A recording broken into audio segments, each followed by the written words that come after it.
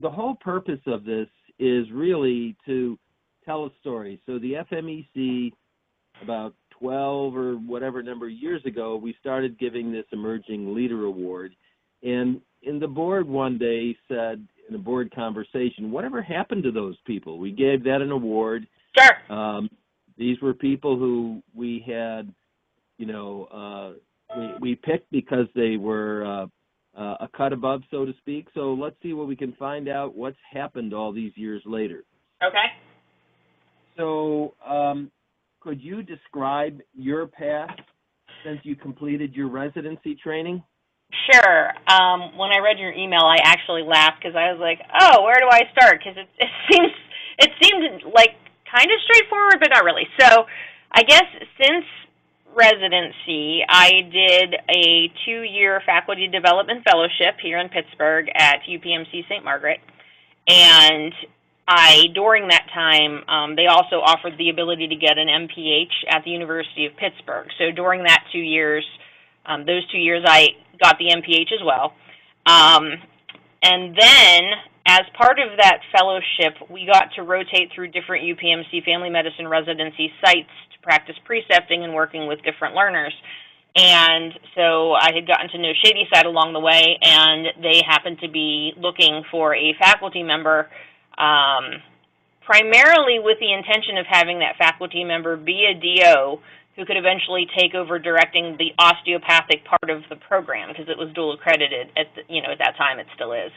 And so I got hired here as faculty at UPMC Shadyside. I helped direct things while we were getting full accreditation and all sorts of stuff with the osteopathic portion of the program. And then once that got achieved, about 3 years in, I was made the director. We waited to transition that until, I had some more experience to fulfill the program director roles from the AOA, and also just to make sure the program was kind of stabilized at that point. So I took over directing the osteopathic portion of the program, which at that time, I think we had a total of 6 DO residents. It was 2 per year. Then we slowly started to increase that, and eventually I was the director of 12 residents out of our pool of now 30. And then last year, the program director for the entire program, including the MDs, decided that he was interested in going a little more part-time and stopping being the program director, so then that got transitioned to me. So now I'm in charge of both the allopathic and osteopathic parts of our program, all 30 residents. Other things that have happened along the way, so during my time out, in terms of leadership for other events, locally I started up a Western Pennsylvania board review for family medicine docs just because I felt like it was needed and it seemed like a good thing to do, and I had the support of our affiliated osteopathic medical school to get that started. So PCOM assisted, and Margaret Wilkins specifically, in helping me get that set up on our side of the state because they were doing it on their side. So then I became the director of that regional. We still invite all the family doc trainees in Western Pennsylvania and anybody else who wants to commute to that free board review I offer on a Saturday in January. And then I also got involved in a lot of hospital committees locally, as well as then I'm on some national osteopathic committees with ACOFP.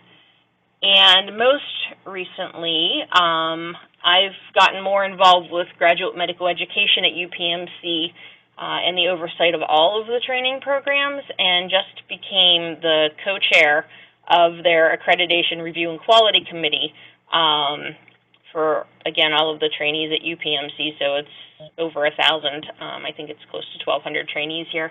That just happened June 1st. So that's very new in terms of leadership things. Wow. I also got added to the Board of Trustees for Pennsylvania's Osteopathic Family Physicians this year, so that's a new endeavor. And, yeah, I chair the family medicine portion of our OPTI at PCOM, so So I'm in charge of that group. Yeah, I do lots of things. Those are probably that's my life in a nutshell, I think. Okay.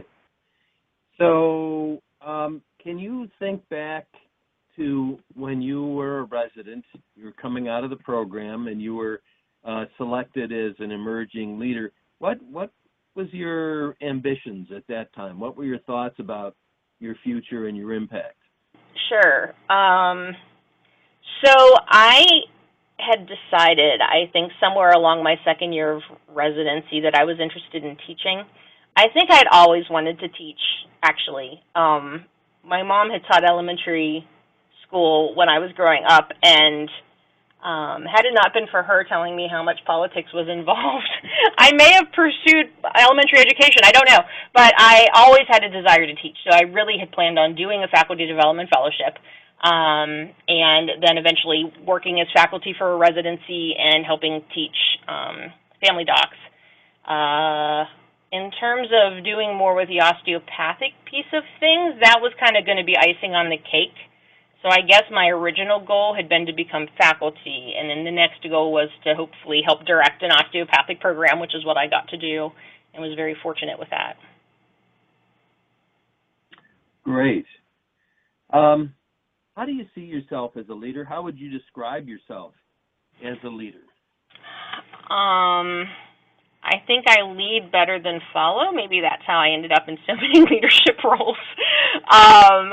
I try to be fair. I think it's incredibly important to have people know what to expect and then to kind of follow through on those expectations. I like to try to promote other people's strengths, and so if people have real passions, I like to try to make sure that they also get to pursue what they like to do, because I'm extremely appreciative for what I've achieved so far, and so I really do try to promote, other people that are coming up through the ranks. I am not much of a dictator. I can if I need to, but I'd much rather get input from the group and then try to make the best decision along with those people. I have come to learn that sometimes when those individuals' personalities are as diverse as they can be, becoming a dictator sometimes becomes necessary because you can't get everybody on the same page. But I really do try to hear everybody's, the pros and cons of all sides, take everybody's opinions into account. And then I'm also relatively, I can adjust things. I am more than happy to say, wow, we didn't do that so well, let's try something different. Fortunately at my current program, we're not very stagnant here. So that gives a lot of wiggle room for, let's try it this way. I don't like to change things just for the sake of change, but I think if the benefits of making that change seem evident, that it's worth trying different things. Okay. So besides the formal things that you described that you've done that have helped you develop as a leader, what do you do to stimulate your growth as a leader?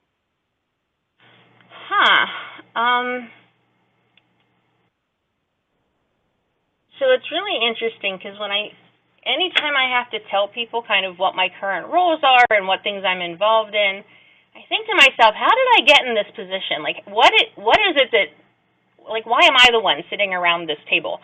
And I guess the only thing I've been able to boil it down to is that I have a willingness to try new things, even if it's not necessarily something I thought I would be interested in, which kind of goes against the rule of learn how to say no, which I'm still working on, by the way.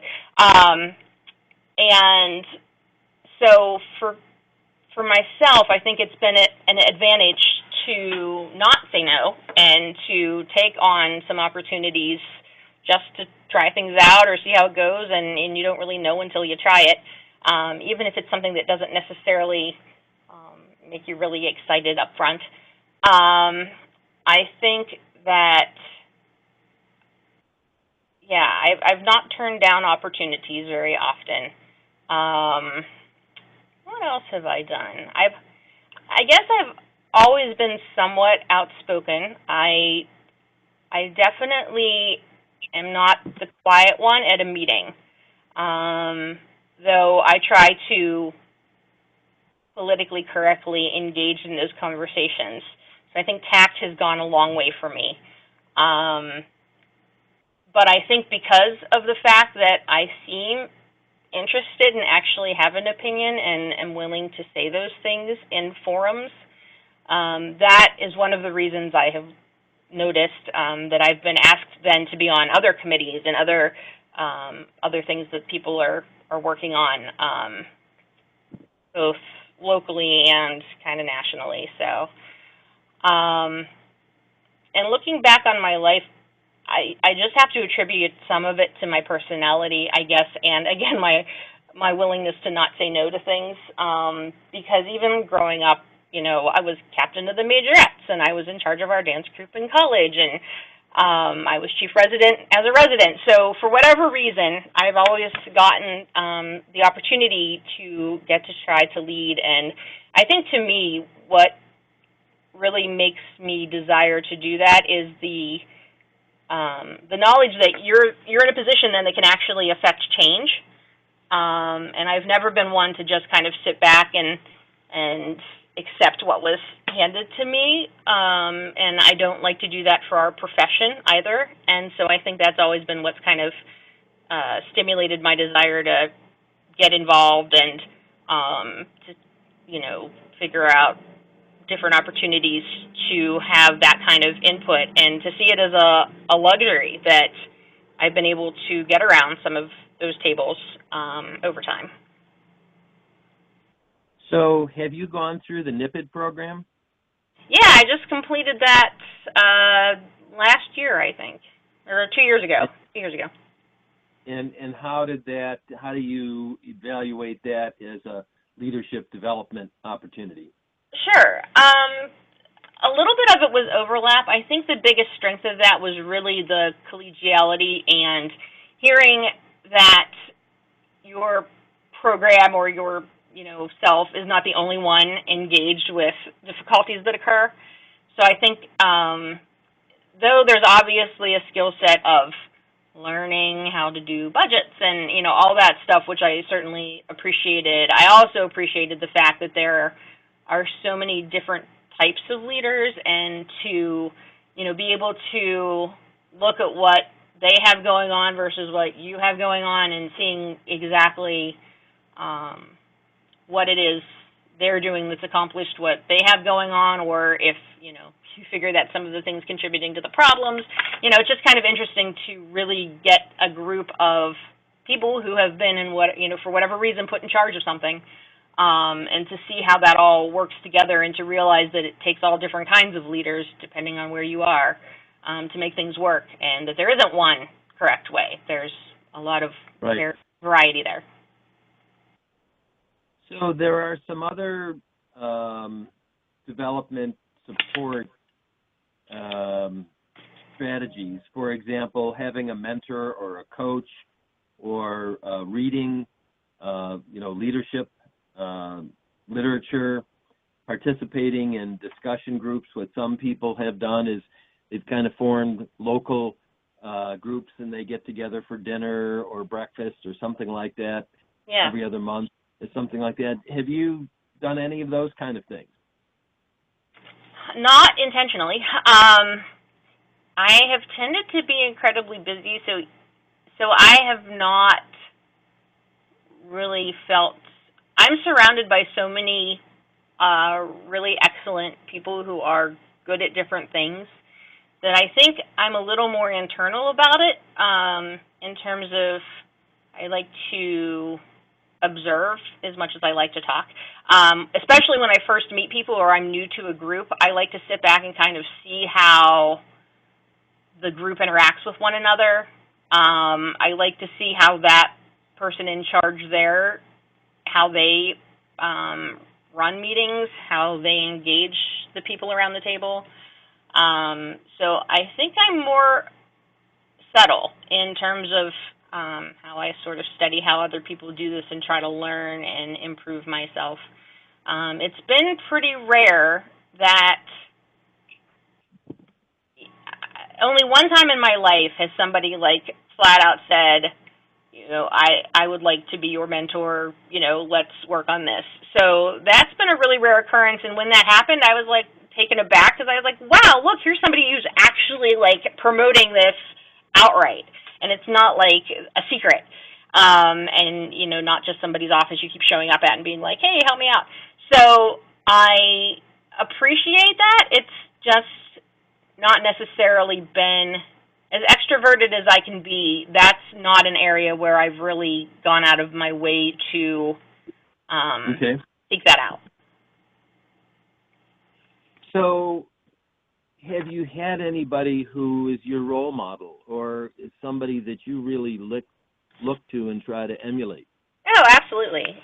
And probably role models for lots of different reasons. I certainly have role models in my life that I look at and think, how great they are at teaching and how innovative. And I look at other people and think, wow, look at how they can keep up with all the most latest evidence. And, how do they find the time to do that? And then there are certainly, people who lead who, I just kind of wonder at. And I kind of haven't totally figured out how they pull off what they pull off yet. But I definitely have people that I have tried to emulate.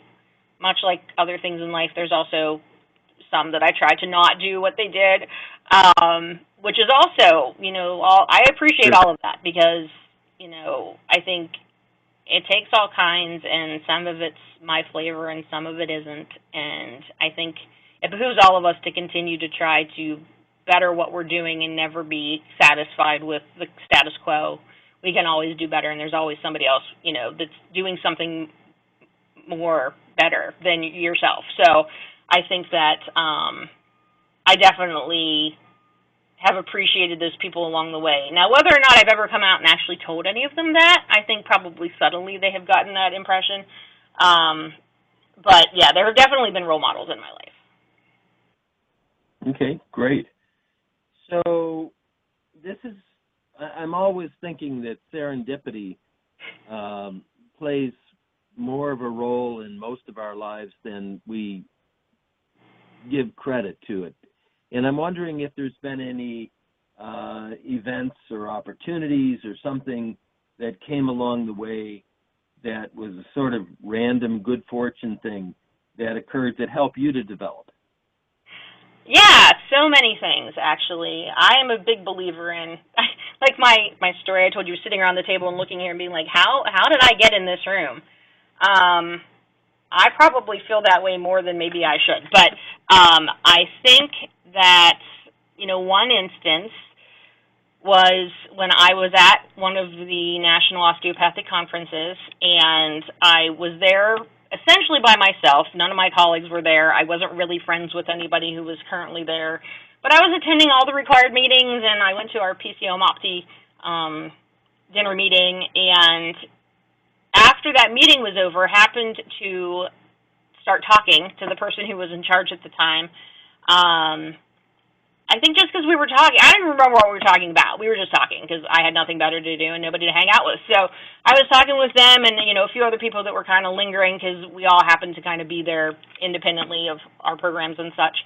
And we ended up becoming really great friends. And because of that interaction, I ended up, it just so happened that person was kind of friends with a lot of people on the national level and was already on some committees and such, and thus my beginning of getting on national committees for ACOFP, and I attribute that entirely to random dumb luck that I decided to, just hang out with whoever was around because that's what I had that time, and ever since then, that alone has probably gotten me on, has gotten me 3 or 4 leadership opportunities that I would have never even considered.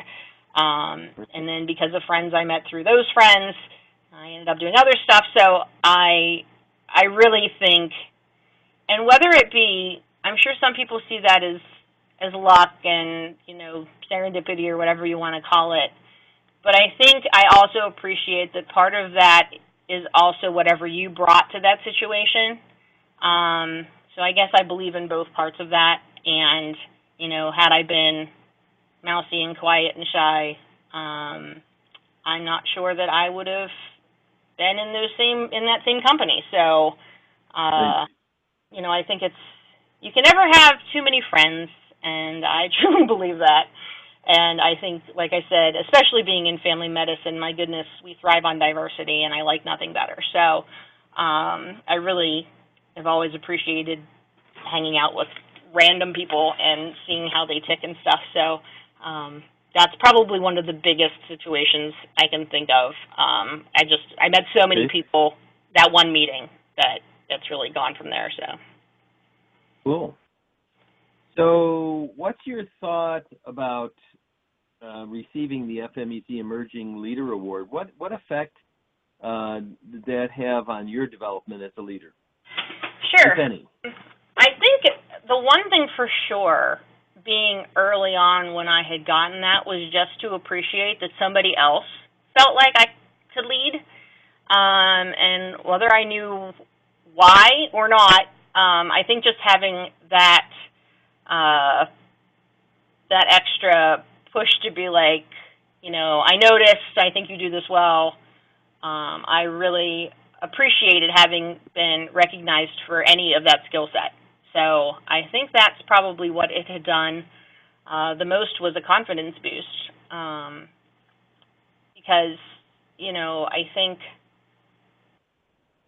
I think I feel that way simply because of probably my upbringing and where I grew up and my family, and I just really appreciated the acknowledgement that came with that. And then also getting to meet other people from other places, and again, just starting to acknowledge that there are all different kinds of leaders and people got picked for all different kinds of reasons, and just to kind of have that network started was nice.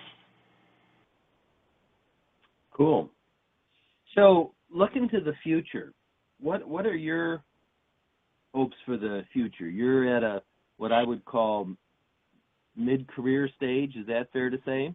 Sure. I don't know where I am. I'm just day by day, I just add more stuff. So it's really interesting because being somewhat goal-oriented, which I never appreciated as much as when I was in faculty, I had told you that my original plan had been to try to direct an osteopathic program. And so when I achieved that, I was sitting in my office and I was like, oh, so that was it. Like my whole life, going through medical school, because originally the dream was be a doctor. And that started, I think I was 5. So I was one of those little kids that was like, I love my doctor, I want to help people. And I really meant it. And so then you get to medical school, and you're sitting in one of those chairs, and you're like, okay, here I am. And then you have to, pass tests and get a residency and all that stuff. And then I wanted to teach, and so I did a fellowship. And then I wanted to be a director, and then I ended up being a director. And I'm sitting there, and I was like, wow, I don't know what comes after this. And I also knew I'm not very politically inclined, but I've also come to appreciate that it doesn't seem to matter what profession you go into, there are politics. So I think the next dream became I wanted an office with a window. Because I was literally like, I don't know what to do from here. So then I got an office with a window, and I'm sitting in that office, and I was like, wonder what I do now. So I don't know that I have come up with the next thing. I think so many new things have just happened that I'm still letting those sit with me in terms of the co-chairing of the ARQC for GME. So I think that's my newest. This seems interesting, and I feel like I could really play a role there, and that is kind of my skill sets, being kind of type A and rule following myself. So I think that's so new. I'm going to see what happens there. And I'm still getting a grip on what my role is with that. And then becoming Board of Trustees members for POFPS, I think I'll probably get a little more involved there than I have been historically, because I've not really done much on a state level, so that's kind of a new fun thing to try. I think I want to be a superb program director, and so I spent my whole first year of being the program director trying to figure out what the job really entailed, because looking at it from the outside and being like, oh, I kind of go to some of these meetings, and then actually living it, two different things. So I was trying to apply what I was doing prior to that with 12 residents to all 30, which did not pan out great all the time. So I spent last year just trying to get acclimated and seeing what I could adjust to try to help save my sanity. And now that I'm in the groove a little more, I'm hoping to just continue to make our program the best ever. So I guess I'm working on that. I'm still trying to get my groove there. So I think I'm not in a position yet to guesstimate future roles, except to say that I plan on doing my new current ones as optimally as I can, and then we'll see where that takes us. Cool. So what recommendations do you have for others, young leaders, people who want to become leaders? Sure. I think you always need to be true to yourself. I think if you get into a leadership position, but it was because you had to, do antiquated things, or, had to kind of go along with the groove to get in that position, you're not going to be happy. So I think you always have to be kind of somewhat self-motivated. I think it is good to remember when you're in the thick of piles of paper and phone meetings that are never ending and stuff, to remember why you did it, because there's certainly a burnout factor to all things in life. And I think to keep the eye on the big picture and, why you felt like you could make a change being in this position, or, what your ultimate goal was, I think you have to keep that in mind. And I would not shy away from opportunities. And I think you do need to balance and prioritize things in life. And certainly if you're a newlywed and something comes up and you think the timing's off, you're probably right. But I think sometimes you have to push yourself a little bit just to see what happens. And, I think much to people's chagrin, when a lot of people who I think show some skills in leadership or, involvement and advocacy and that sort of thing, I think we all have the inability to say no very well. But I think that that's how we end up doing what we do. So controversially, I'm going to say don't say no. I think try things out. Doesn't mean you can't say no eventually. Or if it is something that is way, way out of your wheelhouse and you have no interest, then by all means, say no. But I think you really need to try opportunities, particularly if they are presented to you from powerful people that are also leaders. So I guess, if the boss says, hey, I think you should try this, maybe you should. And again, I don't think everybody is well suited to absolutely everything, and sometimes you'll say yes to things, and 2 minutes in, you're like, why did I say that? But I think that you're never stuck. We're in an always changing world. If you try something and it doesn't suit you, there's somebody else that can do it. So, you don't need to feel stuck. And in terms of mentoring and stuff, I think if that's something that you have always needed and that has gotten you where you are, then you should keep it up. And I think you shouldn't turn down opportunities to have a mentor, but I think it's also okay if it's a little more of a subtle situation and it's kind of an unnamed thing. And I think you have mentors and people you can go to for a multitude of different areas, so it's typically not that one person, because everybody, again, has their own skill sets and what they're experts at, and I think we can learn from all of those people. So, you have a family. I do. Because I've met your family at our meeting. Yes. You want to tell so that Katie knows? Absolutely. So I am married. We'll be celebrating our 19th anniversary next week. I have a daughter who is 11, who has survived her first year of middle school, which was great. We have a dog who is like my second child and gets treated as such. He's entirely spoiled, and it's ridiculous, but his name is Buster, and he's a Shih Tzu, and he's turning 4 in August. And we have a chinchilla that was originally supposed to be a guinea pig or hamster, but in true fashion, we ended up with the crazy chinchilla because he seemed more entertaining in the store. So his name is Fluffs, and Fluffs just had a birthday on July 4th. So we think he's 5 or 6. We've lost track. So that's my family. And then my mom and dad are both retired and both live about an hour and a half outside of my home. And my dad comes down on Monday to help watch my child and get her off to lessons and stuff in the evening before I get home. And then he drives home. And then my mom comes and stays with us Tuesday to Friday at our house. And fortunately, my grandmother is still alive, and so we see her at least once every couple of weeks. My parents usually bring her down, or we go up to visit. A lot of only children in the family, and so we're pretty close because of that. And my husband also works full-time, I guess would be the other important thing to say. And my daughter also has the inability to say no and thinks that everything would be super fun to try. And so she's kind of like a mini-me and does tons and tons of activities in the evenings. Ooh. Which makes and me... What does your husband do? He is a principal software architect or system architect, some computer thing. He was originally had a degree in computer programming, and since then he works for a company in Pittsburgh that is a Microsoft practice, and they go into other companies and try to make things work the way those companies want them to work, is what I have boiled it down to. So. Okay, cool. Medical. So I'm going to open things up now to Katie. Katie, why don't you come off mute? And you're a young lady who's developing in your own leadership path. Do you have any questions or any issues that you'd like to raise?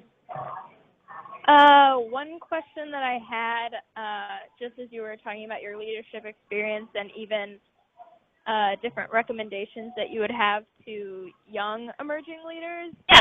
What was maybe something that, like, coming out of residency and moving into your actual career path, like a myth maybe that you had about leadership, or something that you thought, I have to do this or I have to check off this step to be a good leader, that you realized eventually wasn't true? Maybe that I thought I could avoid politics. You can't.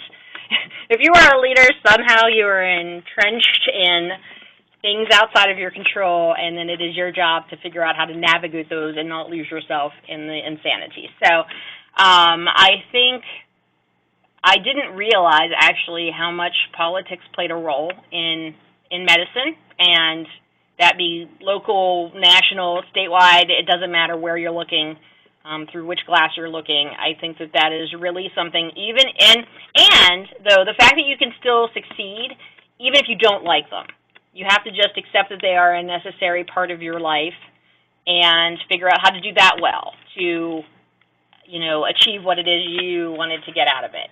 I don't know that I ever was so methodical as to be a stepwise, like I need to do this and then this and then this. Like I kind of have I had the order of goals in mind, but not necessarily how I was getting to those goals. And so I wish I could boil that down more clearly for you, but I think the one thing that for sure I did not necessarily appreciate as much as I should have was the political aspects. So that's something I've had to kind of learn on the job, because that is not something I certainly was very interested in. So, Jackie, when you're referring to politics, sure, are you talking about people, personalities, group dynamics, that kind all of of it. Yeah. Absolutely all of it. The individual personalities and how to navigate that. Because again, especially in family medicine, and medicine in general attracts incredibly diverse personalities. And some of those don't mesh well with others. And as the director of all of those people, you have to figure out how to navigate that. So I think it's a whole skill set unto itself to be able to run a meeting and to give room to the people who don't tend to talk and to tactfully cut off other people who won't stop talking. So I think that the politics of personalities for sure is probably the most local level you can get. But then also, how the money flows. Really important and kind of political, particularly in a medical system that is designed such as UPMC. So I very much appreciate their business structure and model and how successful they are. But there are also pieces of it that are a little less clear. And so I think figuring that piece out is very important. I think the politics of how program directors from one specialty interact with another is huge. And probably part of what motivated me to get more involved in graduate medical education was because I was in the position that I could. And I feel like the more family medicine representation you can get around a table that tends to not invite us so obviously, the more we should. And so, again, even though it wasn't necessarily something that I originally was like, well, I really want to get involved in all of this other stuff, I have decided that is something necessary that I am privileged enough to be able to try to do for all of our behalves. And so I think that's really what prompted me to get as involved in that as I did. And, of course, some of it has to be self-motivated because nobody does anything, nobody does something that, they don't get anything out of. But I did also do it with, keeping in mind that it's really great to have family medicine involved in that type of leadership and to be kind of seen in that light. And so if I'm the one that had to do that, then it was me. So, there's certainly a lot of politics with that, and there's nothing like, I was just put in charge of a special review for another program that is extremely well known, and, so I think that there's just politics on so many levels that understanding what they are is part of it. I think developing some sort of skill set to be able to navigate those personalities and those situations is really useful, and to be able to read what's going on in a meeting. I think the nonverbal, being able to kind of feel out the crowd a little bit is right. Invaluable, and that's hard to teach people, but I think it can be taught. So I think I think those are the things that I, politically speaking, are mostly what I'm speaking of, more than the national scene. I mean, there's certainly tons of, nationally we all are quite aware of that we do what we can. Right. But more locally, I guess, is what I'm thinking. So just another, Katie, did you have other questions? That was good. Go ahead. And Katie, you don't know me, but I'm pretty much an open book. I'm pretty much willing to tell anybody anything you want to know. Whatever you are interested in, I'm happy to answer. Thank you. Yes.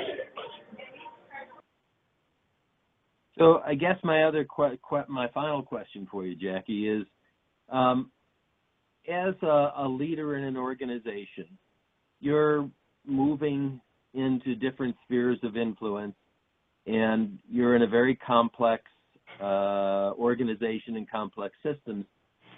How does being a family physician and having the skills and abilities that makes you a good family physician, how does that prepare you to be an effective leader within your organization? Sure. I think the ability to deal with diverse personalities, just like we deal with diverse patients, and adjusting strategy and adjusting how you deal with those people is really a skill set that a family physician probably brings more than any other specialty, because we are known for that continuity of care and establishing relationships, and, you know, particularly in our health center, which is somewhat underserved, you know, being able to be creative in problem solving.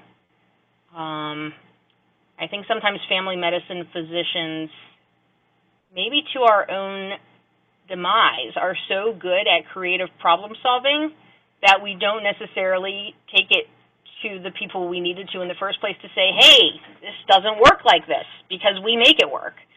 So I think it's, you know, both a benefit and can be a problem that we're willing to just deal with what we're given, and not necessarily fight back about things. And so I sort of see myself, on behalf of our family docs to some degree, to be the one that's willing to say, hey, this isn't right, and to point out things to people. And it doesn't mean that you get what you wanted, but I think it does help in at least pointing out that you're pulling things off that any other specialty probably wouldn't have figured out. And it's hard to toot your own horn, but I think family docs are, by nature, incredibly creative people who are problem solvers, because we are used to dealing with non-compliance for a multitude of reasons. And we are held to the same standards as every other professional out there when it comes to insurance things and star ratings and markers and all sorts of stuff. So, you know, I think promoting ourselves is something that we need to continue to work on. And you can promote yourself and still be modest. And I think that it does help, though, to try to get credit where credit is due, and when things start getting recognized, to kind of continue to promote that energy and move in that direction.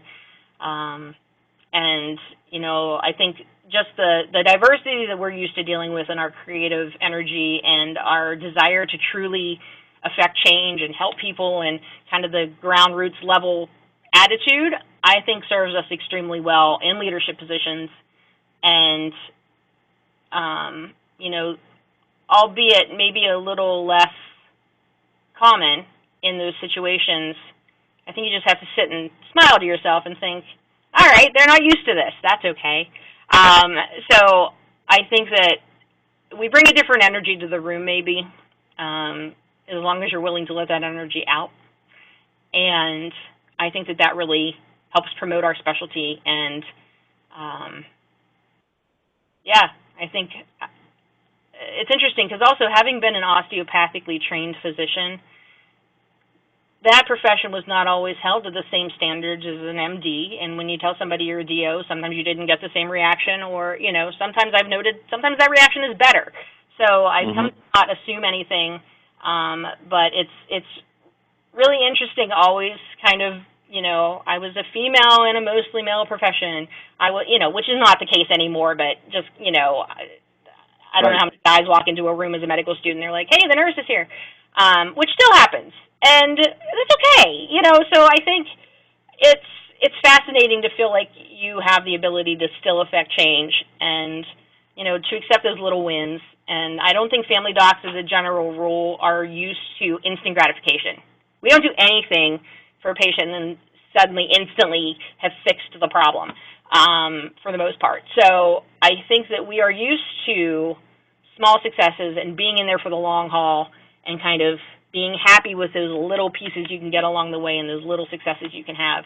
And I think that really helps in a system where sometimes people feel very beat down, and, you know, medicine isn't what it used to be, and you're spending all your time doing EMR. And, you know, yes, that's all true. But, again, I think if you keep your eye on the big prize and the major goals, and just remember all those little successes and why you did any of this in the first place, that helps get you through that. So. Okay, great.